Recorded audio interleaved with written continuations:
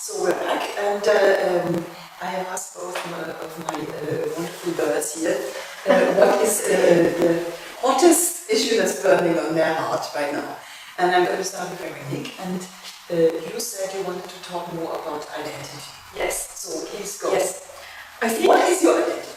My identity, you know, I had never thought of it as much as I have been made to think of it. Because when your identity is threatened, that's when you have to define it. I'm very happy not to have to define it because I find labels quite constricting. And therefore I'm quite happy, you know, the way I've identified myself for many years now is as a hybrid. And I think that's what... Me too. I think that's what the EU has created, a new type of people. There are people who are hybrids and they are happy to be hybrids. It's not a dirty word, it's a word that we cherish because we feel at home everywhere. And I think what Theresa May has done, which is criminal, is that she called us citizens of nowhere and she has made us citizens of nowhere because by losing our home here, the home we have chosen, so emotionally we have invested even more than in a place where you're born and it's just, you know, there because you were born there. We have actually actively chosen Britain. We have passionately loved Britain. We know so much about Britain. And we are now denied the belonging to that home that was our home. I mean, we were told we were at home. And that has a knockout effect on our identity. And suddenly, being a hybrid becomes a dirty word. And we feel, I don't know where I belong anymore. I don't know how to be French in France. I left when I was 20. I was never an adult in France. Many of our testimonials describe the same situation. So we have built ourselves here. It's part of our identity.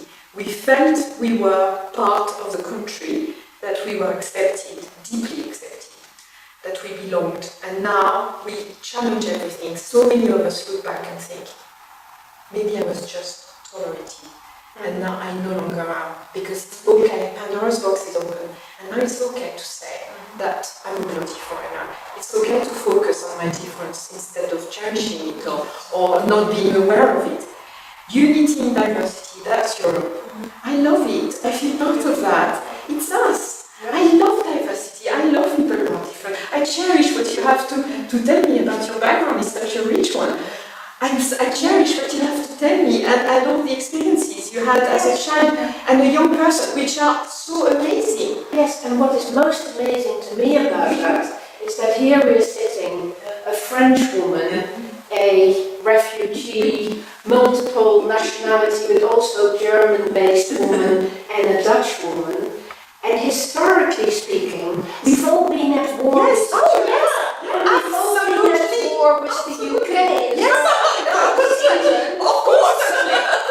Let's go! All peaceful together and enjoying that difference, and enjoying that unity. And feeling that thing, that humanity, the humanity that is the blood coursing our veins. I mean, we just feel that sense of... I just want to bring something about identity with the citizens of Norway, right? I identify as European and not European as well. Yeah. My plan was actually to go and live in various EU countries for the rest of my life. Yes. Just maybe 6 months because I'm working as a translator and a writer. I can do that.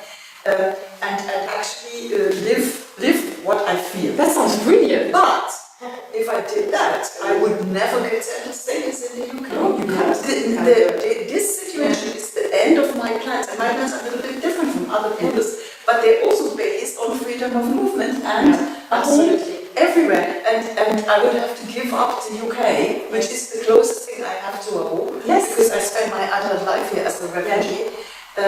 And I could never come back properly. No. And so it's impacting people like me as well. That's what I want to say. Oh yeah, freedom is all. My freedom. Well, when you say people like me, there's no people like you. You're us. You are us. There is no, that's the thing.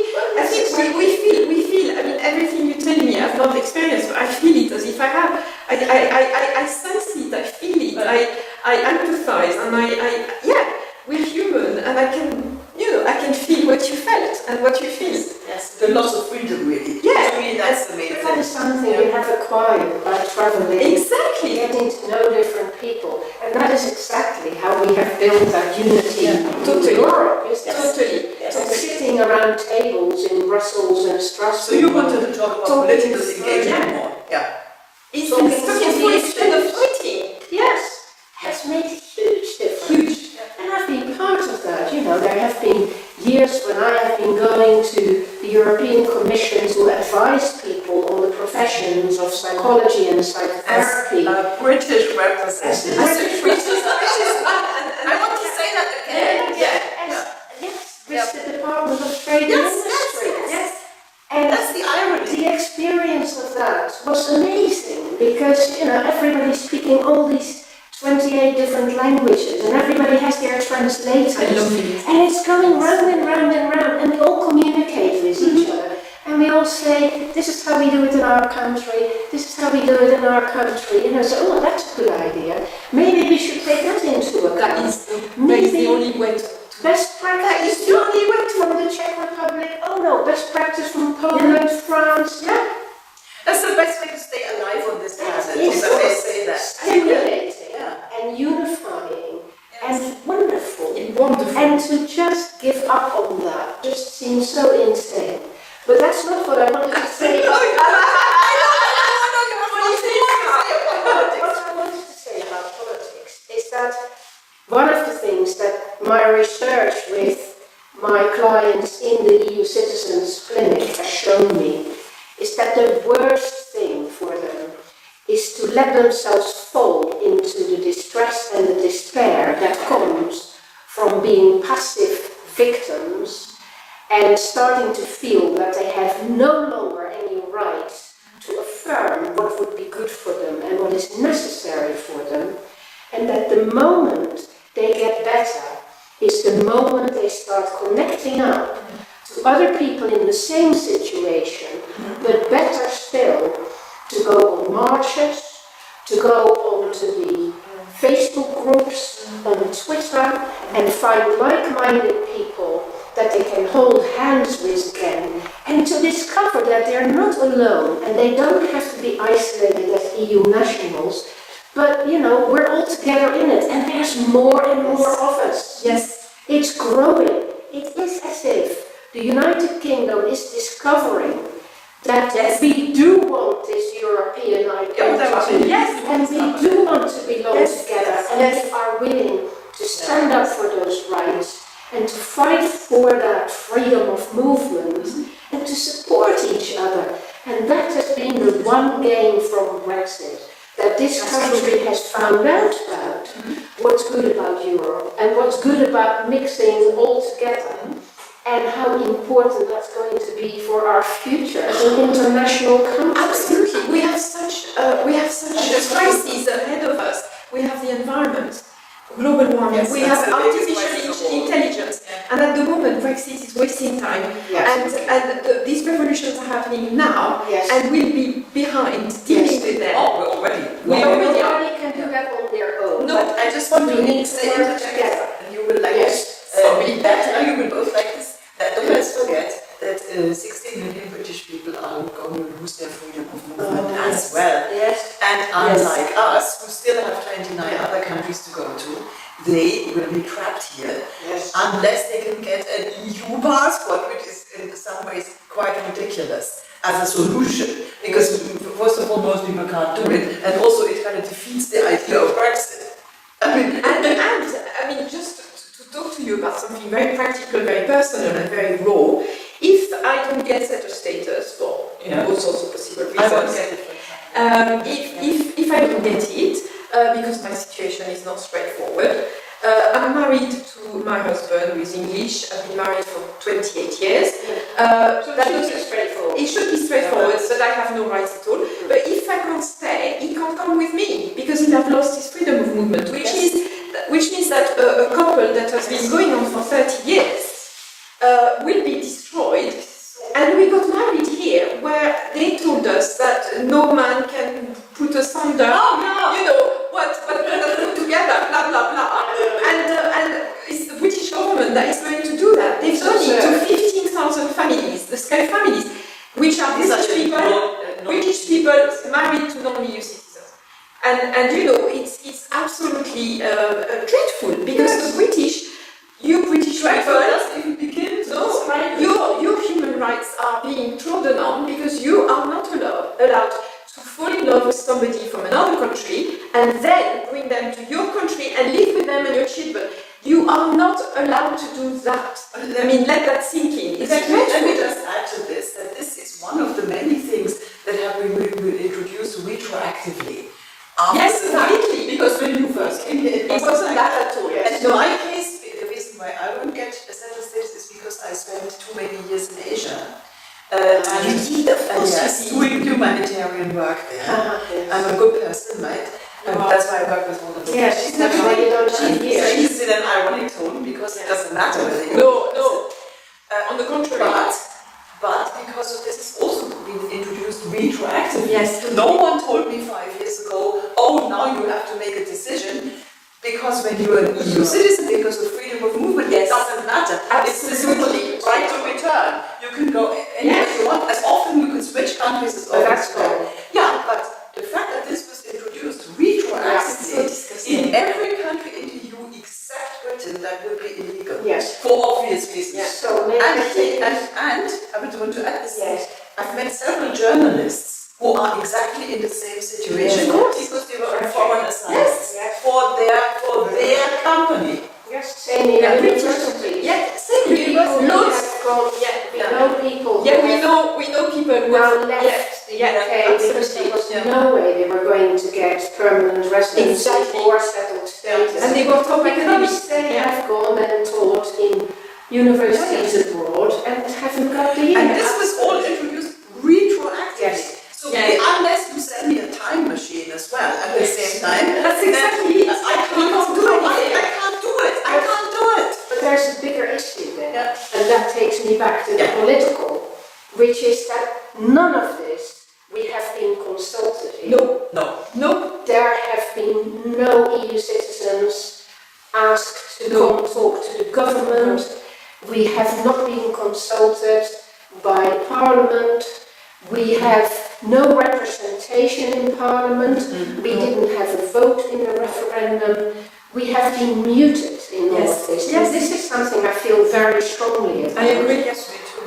And I really want us to have representation, democratic representation. So what are you doing about it? Well, we are talking to the European Union because I think this is not just a British problem. Absolutely. This is a problem across the European Union, and this is one of the ways in which we should be in the European Union to work with them to make this more equitable. I agree. And to have proper representation of EU citizens who are mobile and who in some ways are creating that energy. Energy between different countries. Integration, basically. And We are the our integration. knowledge, about that integration should be tapped, should be used, should be listened to, and we should be thinking together about how we can improve this. What is the mechanism?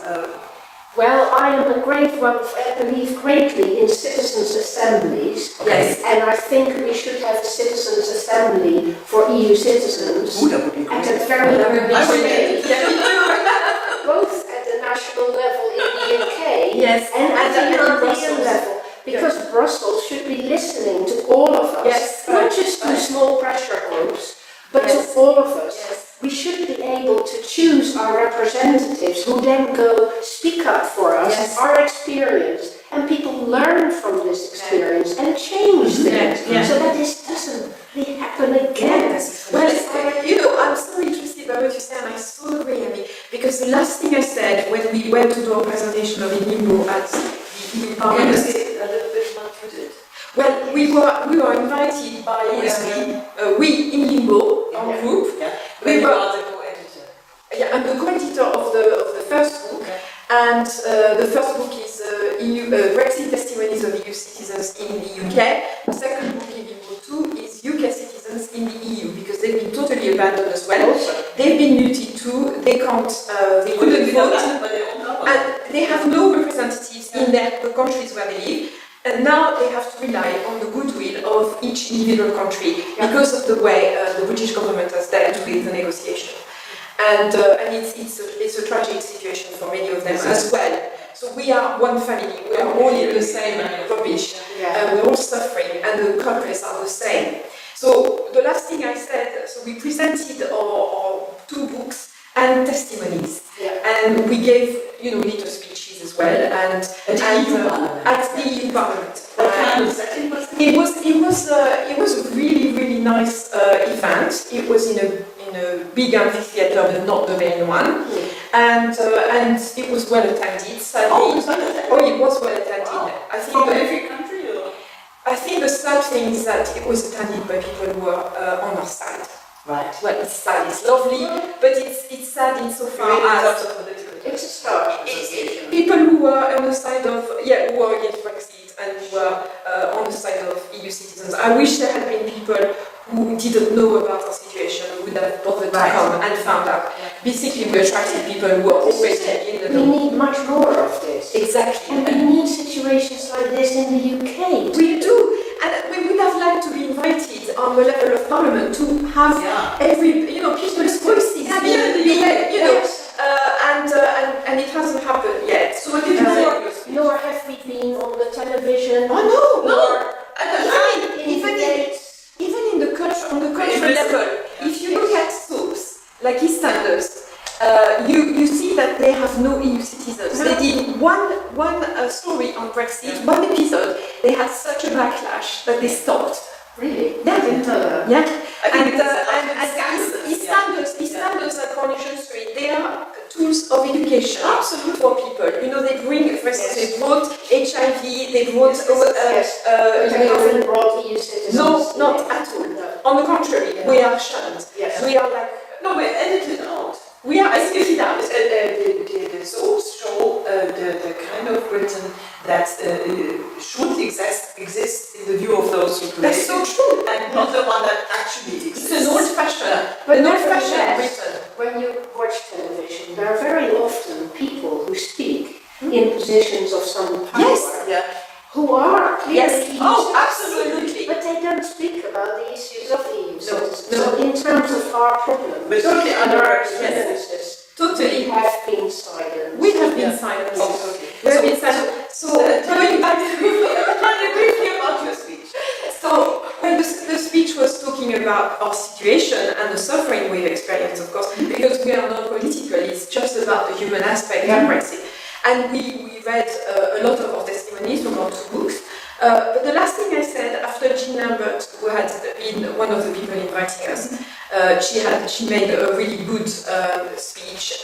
And after that, everybody was sort of relaxing into having a drink, and it was the end. And I just grabbed the microphone and I said, I just want to say one last thing. I had already done my speech. And I mentioned it, but not as much as I wanted. I wanted to leave with that. Yeah. And I said, what's happening at the moment is a human tragedy. And the way it's going to be dealt with is going to be crucial. Because if we are not treated properly, nobody will want to follow the European dream. This is the end.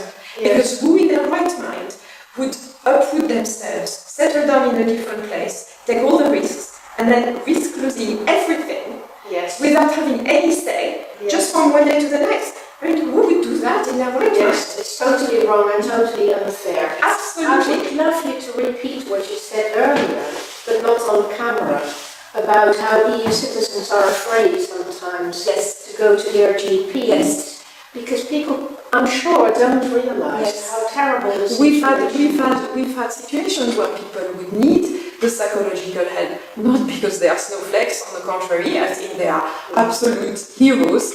When you hear the circumstances of some people, I think particularly of women, there are women who find themselves isolated because they are living a separation or in the middle of a divorce. Women who have given their life and energy to children suddenly find themselves terrified to lose the widows. Or widows. We have widows as well. Widows who suddenly have no existence at all, Some of them are also very old. Well, we have that as well. Yes, and who are considered as single by the government. Yes, we have one of our members, Anne Friend, who is losing all her rights because suddenly she's looked as single while she was married for many years to the love of her life, an Englishman, and now he's died, and she has a big problem with citizenship because of that.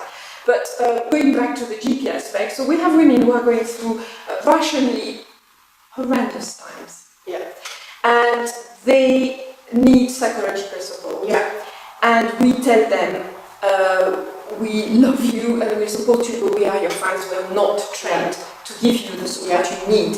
So you must go to see your GP. And we have a lot of people who say, I'm too scared to go to my GP. Yeah. Because if I go to my GP, it may be, the government may find out about it, or I may lose my chance at custody of my children, not because they've done anything wrong, they've done nothing wrong, just because they're suffering from depression that is so justified considering the hardship they are going through. And thank God there is there is the service you provide, because they are too scared to go to the GP. Yeah, but even when they come to us, the first thing they say is, I've probably done it all wrong. It's probably my fault. And I daren't really talk to anybody about it because I'm afraid that it's my fault. Absolutely. And the first thing we need to help them with is to feel that no, they're not at fault. It's the circumstances who are at fault. They have been wronged, they have been treated badly, they have been treated appallingly, and they deserve every support that we can give them. And so I think, let me just summarize what you were saying. It's very important for anyone who's suffering from this. Yes. The problem doesn't come from you. Not at all. The problem comes from the outside. Yes. I think that is so It's a important to say dysfunctional. That is so true. That is so true. You're not dysfunctional. You are reacting healthily to a totally unhealthy and dysfunctional situation. Yes. Yeah. You are being treated so badly. You are not the problem. You are not the problem. Also, we've had people who don't dare to go to their GP because they're scared the GP is a Brexiter. And we belittle them, and we not listen to them, and we insult them because they've been insulted in everyday life by people in positions of power towards them, an employer or an in-law or a friend. Right. So let me tell you this. We have been criticized by some psychotherapists who have said, how dare you set up a service like this? You're obviously all Remainers, so you're probably brainwashing your clients. Yes, that is to which I have responded that it isn't about Remainers or Leavers. It is about human issues. Absolutely. It is about helping people who have been let down, who are isolated, who are in distress. Yes. And the very least we can do is to give them therapists who are on their side, rather than therapists who will treat them as second-class citizens and as if they've done something wrong. Absolutely. And sadly, I've heard in the community, I've heard of stories of people went to a therapist who belittled them. Yes. And said, oh, you are reacting is totally exaggerated. How you Yes, people who don't want to listen. It's also because people can't put themselves in the other's place. They just do not have the imagination of what it feels like to suddenly be ripped away from everything that you value and everything you took for granted, and to be completely on your own, and to think that it's your fault and that there is no recourse, no solution. So Absolutely. It's not your fault. It's coming from the outside, not from the inside. Yes. So And you're not on your own. You're not on your Not own. alone. And it's Connect up. Veronique is here. Connect up, we all love you, we work with you, and stronger together, and we'll sort this out anyway, we're not going to let you down. Totally. So And we'll keep us all safe in the end. I'm going to conclude this with two things that I wanted to say. So I wanted to talk about getting angry. Because at first people were just frozen in terror. Then many people did what victims are supposed to do. They go home and cry into their pillows, and they are afraid to speak up. But more and more I've now, because I go to many events, and I go to events where I'm often the only EU citizen. I went to You're so right. I read your comments and I think, wow. Let me tell you about two events as an example, very briefly what the situation was. I was in Port Carlisle's house at a left Labour thing, where I was the only EU citizen. They were shouting at me, you are a migrant, you are a migrant. No way. That was terrible. Oh, dear. And the guy, the organizer, L'exiteuse. I asked him, this, and They he don't didn't know what it was. They don't know. And he said, oh yeah, but Britain always deports homeless people, and someone else had to tell them that this was actually illegal. So this is one situation. There are a lot of deported and this is what I had to hear in Lord Culler's house from the elected representatives of the people, Truly on the shocking. left side, and that I got scared, but then I also got angry. Good. Many of these events, including the one at the Swedish church where I was belittled by Susie Orbach in public, all these events, I realized people are getting angry. Yes. And Yes, to me, you're right. this is a sign of recovery. For me personally, certainly, because I'm no longer just terrified and like when we go like Yes. this. Now I'm standing up and I'm thinking, yes, you don't like it when the victims speak up for themselves. I actually said to the Exeters, I'm a persecuted minority. you are not allowed to define me. Let's shut the door for a moment. But you are right, because if you change the word EU citizen and you put the name of a recognized minority, you will be horrified by the sentences. You know. Can I come back to your anger though? Yes, Because the anger is very important. Yes. Because You want to say anger, something about that? anger says that you know that you are entitled to something better than what you're being given. Yes. So anger is a very creative I think emotion. it's a very positive But thing. we have to marshal our anger in an assertive, affirmative way, Yes. in a calm way, in a decisive way. Yes. And this is where the personal becomes political, and we have to be prepared to unify, unite, stand up, speak up, and do all these things that we are doing. Totally. So what we're not saying to EU citizens sitting at home, feeling victimized and crying is get anger and go break something. No. No, I wasn't saying that. Of course not, I don't want to know that. I'm just wanting to Yes, tell you're that. right. So, feel your anger, find other people who feel the same way, and then do something constructive, and you will feel so much better. I agree. And let me put it in another way. The anger helps me to know who I am. Yes. That's a part of my identity. Yes. I think I have a right to speak out. Good. And that is really, really important. So And we do. I mean, I'm sorry because John Lydon is not, the brightest tool in the box or a state, but he said anger is an energy, and it's true, and the energy gets you out of that horrible funk and this horrible sense of powerlessness. And I think powerlessness is one of the worst things. Yeah. The last thing, particularly when it's real. yeah, well, in our case, it's real. Yeah. I just Not from the outside, people. Yeah, indeed. I just want to say that if ever you are a British citizen and you would like to find out about our situation, I mean, our books are not for profit. They are called In Limbo and In Limbo 2. And they are true voices of people experiencing the trauma of Brexit. They are very lightly edited, and it's really what people say. It's their own words. So, and if you are an EU citizen, you're not on your own. There is wonderful Emmy here. There is wonderful Annette. There is me. There is Wonderful Veronique. And there are hundreds of people. and there are many thousands of us. And Yes. we have groups where you can join, and you'll be listened to, and you will feel a kinship. You will feel you're part of a community. Welcome. Yes. Yes. You will be welcome, And you feel loved. exactly and Yes. listened to. So That's you're it. not on your own. No. You're not on your own. And that's really Yes, interesting, that's very good. really vital at the moment because it's getting more and more scary Yes. with So- Brexit. And it will get very, very scary the closer we get to the end. Yes. And who knows what's going to happen. Yes. So since we are in Britain, I would like to close with a Shakespeare quote. What the hell about that? Love Shakespeare. So yesterday on Twitter, there was someone, a British person, who said, which Shakespeare quote describes the current situation, political situation. So I came up with one, I thought, it's a brilliant idea. Really? Then I put it in, and I realized that 10 other people have quoted exactly the same one. That is Read it to interesting. us. Yes, It is. I have to. It is tomorrow and tomorrow and tomorrow creeps on its pace day by day. Do you know where that is from? It's a very famous quote.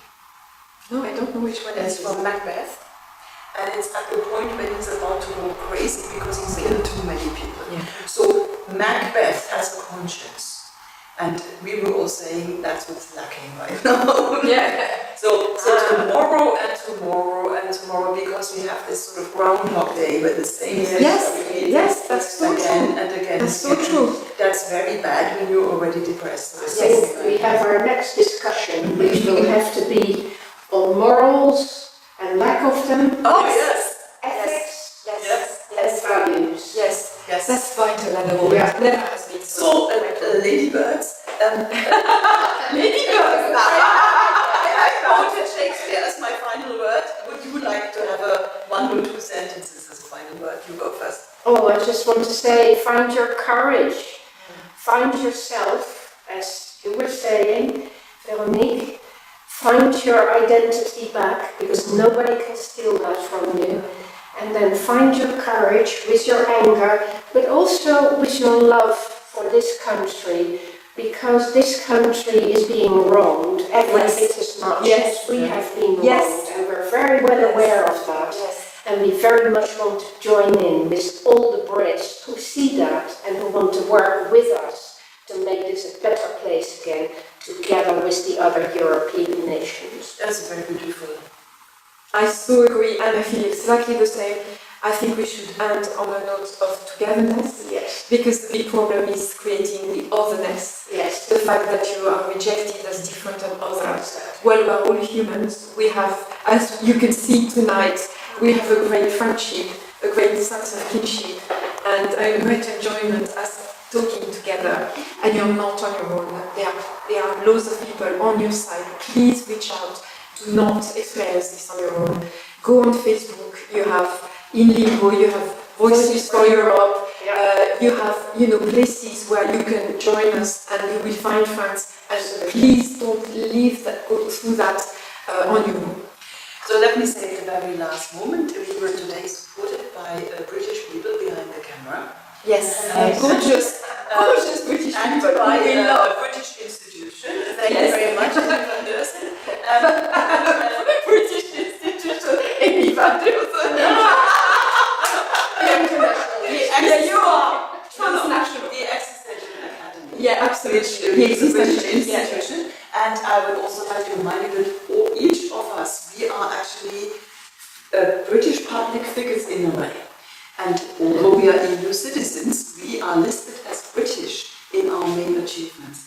I'm going to leave you with this thought. And thank you very much for watching the psychobirds. And I hope you sleep well.